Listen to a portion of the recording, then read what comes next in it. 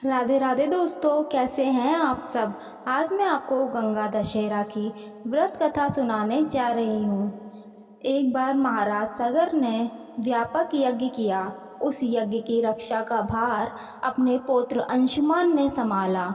इंद्र ने सगर के यज्ञ अश्व का अपहरण कर लिया। यह यज्ञ के लिए विघ्न था। परिणामवत अंशुमान ने सगर की 60,000 प्रजा लेकर अश्व को खोजना शुरू कर दिया। सारा भूमंडल खोज लिया पर अश्व नहीं मिला। फिर अश्व को पाताल लोक में खोजने के लिए पृथ्वी को खोदा गया।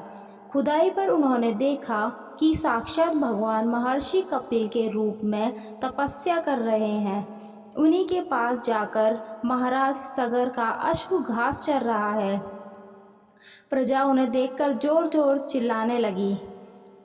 तभी महर्षि कपिल की समाधि टूट गई। ज्यों ही कपिल की समाधि टूटी, उन्होंने महर्षि ने अपने आग्नेय नेत्र खोले।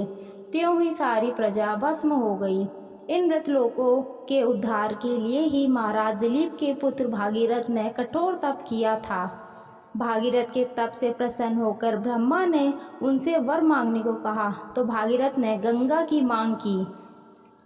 इस पर ब्रह्मा ने कहा, राजन, तुम गंगा का पृथ्वी पर अवतरण तो चाहते हो, परंतु क्या तुमने पृथ्वी से पूछा है कि वह गंगा के भार तथा वेग को संभाल पाएगी। मेरा विचार है कि गंगा के वेग को संभालने की शक्ति केवल भगवान शंकर में है।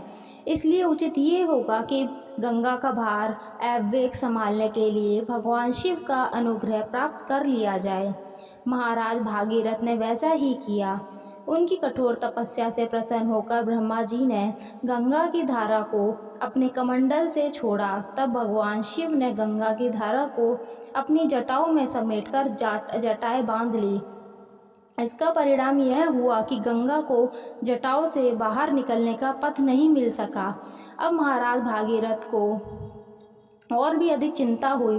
उन्होंने एक बार फिर भगवान शिव की आराधना में घोर तपस्या शुरू कर दी।